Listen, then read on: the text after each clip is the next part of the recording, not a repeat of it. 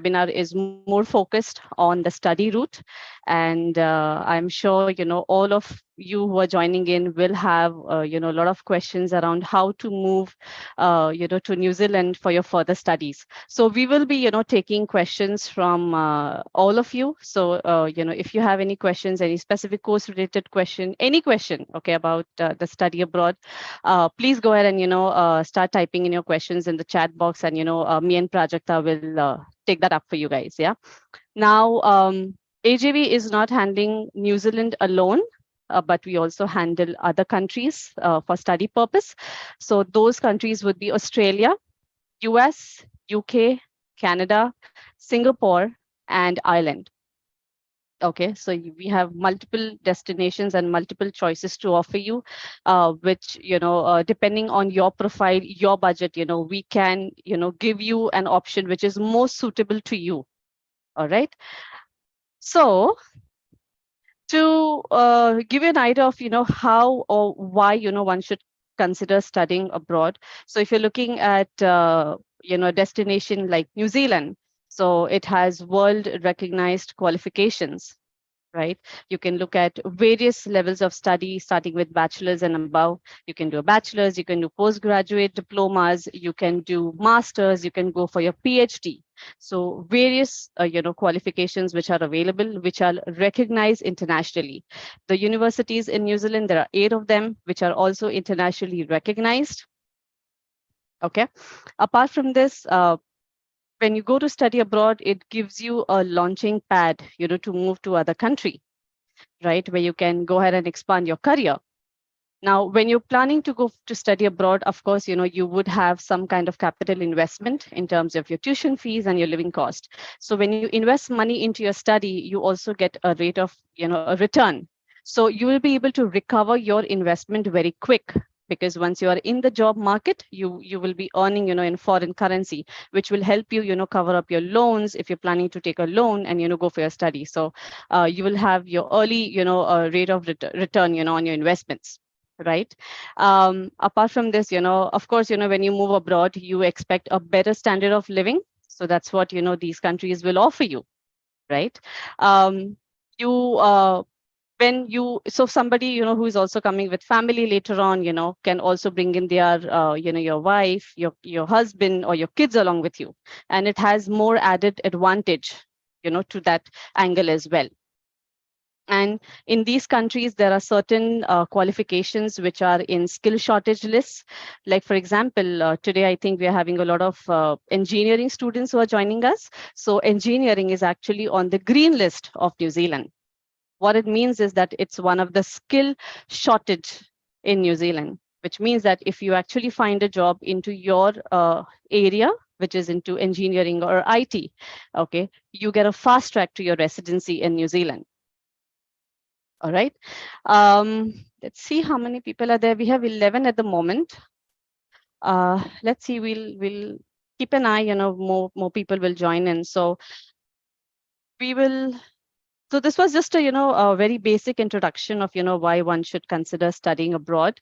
To start, now I will be talking about 3 countries. That is, if you want to go ahead and study in New Zealand, then if you want to consider US as an option and Canada as an option. So what exactly you should be looking at, what are the requirements if you want to move abroad, all of that. All right. So to begin with, New Zealand first. All right. Now, all of you who are joining us from in this webinar are basically students of college. So that means you are probably studying your undergraduate degree. Right. So once you finish your education, you can consider doing either a postgraduate diploma or you can go for a master's. All right. In engineering, there are various kind of course options which are available to you, which could be either generic, like in engineering, you have mechanical, you have civil, you have mechatronics, right? So all these course options are available in New Zealand that you could look at. And master's in New Zealand is generally either a 1-year degree, a 1.5-year degree, or a 2-year degree. Okay, so depending on what specialization you're looking at, generally you probably might come across a lot of courses which would be for a duration of 1.5 years. And these will give you a 3 years of stay back. What they call it is a post-study work visa. So you study for 1.5 year and then you get a 3 years of stay back, right? And while you are a student, you are again allowed to work part-time for 20 hours a week, right? So you can manage your living expenses as well in that country while you're studying. All right. Now, how or what kind of documentation you would need. So all that you have to do is you have to clear your bachelor's. All right. Make sure that you have at least first class in your undergraduate degree. All right. Minimal amount of backlogs. Okay, so you should have cleared your backlogs if in case you have any backlogs, because you won't be able to lodge your visa otherwise. So minimal number of backlogs, you should have all your documentation in place. When we speak of documentation, you need your mark sheets, which would be starting 10th grade. So your 10th standard mark sheet, your 12th standard mark sheet, all your bachelor's mark sheet, your passport, your CV, these are like the basic documentation that we need. And if you have any kind of work experience or internships that you might have done during your undergraduate degree, then you can include those in your CV as well. All right.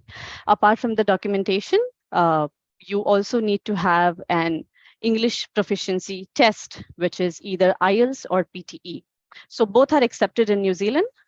If you're giving IELTS, it has to be academic IELTS, and you need a score of overall 6.5 with 6 in each module. And when you're giving a PTE, that is Pearson Test of English, then the score needed is overall 58 with 50 in each module. Okay. Apart from the English language exam, you need to be in good health. Okay, it shouldn't be, if you have any health concerns, you might want to discuss with us so that, we can see if it could be a red flag, for New Zealand, whether it's acceptable or whether it's not acceptable, and, we can have that discussion. Apart from this, you should have a clear immigration history.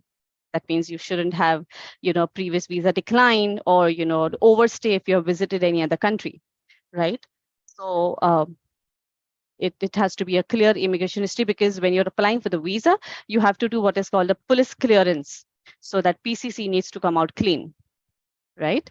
Apart from this, the major thing is funds. Funds is very important. I think everybody would have, questions around, the fund situation.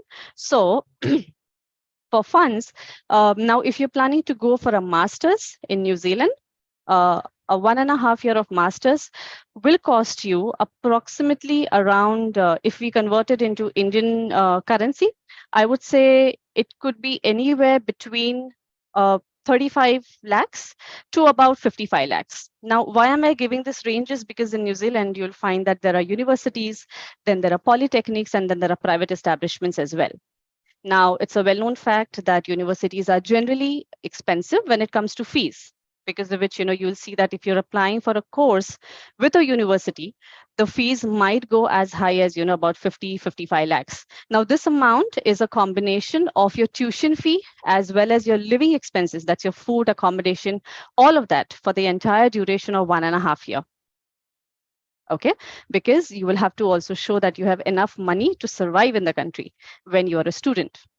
Okay, and if you're applying for this program at a master's level with a polytechnic or a private establishment, then the fees are a little less. So that budget would be around 35 to about 40 lakhs, because these polytechnics are government funded, which is why, their fees are less. All right, so that's all about the funds. What would be acceptable? You can go for an education loan. So, if you don't want to self-finance, you can always go for an education loan, which is a secured loan. So New Zealand accepts only secured loans which are against property or land. So you have to keep a collateral with your bank. And when I'm talking about loan, I would like to also add that if you students are looking for any assistance with regards to loan, then we also have a tie-up with We Make Scholars, and they assist, all the applicants, who are planning for study abroad to help with their loan process. So you don't have to really, keep looking at and approaching banks. We are there to help you with the loan process as well. Okay. And if you are self-financing, that means, you say that, okay, my parents are going to finance, they have funds with them, then they could use their own money as well, like savings and FDs, provident funds, all of these are accepted. So we can, later on, once you're in the process, we can always go ahead and talk more in detail about, what is acceptable, what source is not acceptable. But this is a general overview. Okay. Apart from this, in New Zealand, there are two major intakes. One is the intake in February, and the other one is in July. So if you guys are actually, passing out, say this year, for an example, then you could probably look for an intake in either October, November, because there is one small intake in October, November as well, provided you get all your mark sheets and degree certificates by then. So you could apply by October for the October, November intake. If not, then the safe bet would be to try for the intake in Feb of 2024. All right. So apart from the two big intakes, there are two smaller intakes as well in New Zealand, which is one is in May, April, May, and the other one is in October, November. And in New Zealand, the best part is that you don't need your IELTS or PT score to start your admission process.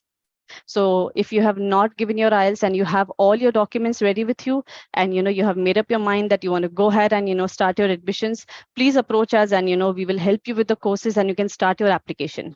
Because New Zealand colleges and institutes, they will give you what is called a conditional offer letter. And while your application is in process and review with the university, you can go ahead and sit for your IELTS or PTE. Okay, so that's one best part about New Zealand. And you can always have the offer letter in hand, and then you can finalize where you want to actually go ahead and start your visa processing for which course. Okay. I think that was all about New Zealand. I don't think so I've missed out on anything really when it comes to New Zealand. Now let's switch to Canada. Okay. Now Canada is a little different as compared to New Zealand, because in Canada, Prajakta, are you saying something? No, I'm so sorry. Yeah. Okay, okay. Camera working fine? Yeah, all good. All good.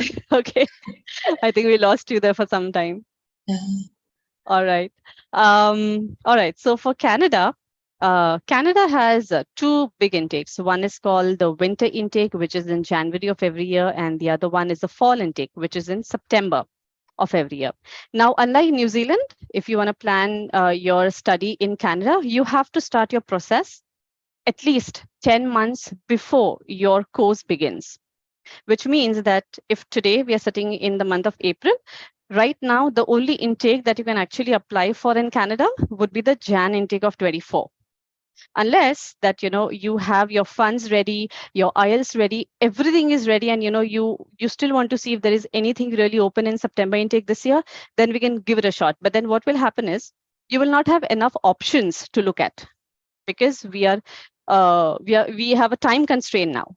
Because see, these colleges and universities, they also need time to assess your application. They need minimum 2 months time to come back to you with an offer. And then once the offer is in hand, you need time to arrange for your visa documentation, you need time to apply for your visa, and then eventually wait for an outcome, which is why you have to start calculating backwards and see how much time you have left. So for Canada, it will be best that you approach us much ahead of when you're actually intending to go and start your course, so that we can guide you in a proper manner. It's not a very hush hush on a rushed application for you, right? So keep these points in mind, that if you're looking for Canada, then right now we can try very easily. We have enough time for the January intake for you, and we can go ahead and apply for the Jan intake as well. Now, in terms of fees, now, if you're planning to study, say, a master's in Canada, then your tuition fees could range anywhere between 13,000 to 25,000 CAD per year. All right. Now, again, this range is because, there are, again, universities, and then there are community colleges in Canada, right? So universities, of course, the fees will go a little high. So you could look at anywhere between 20,000 to 25,000 CAD if you're planning to apply to a university.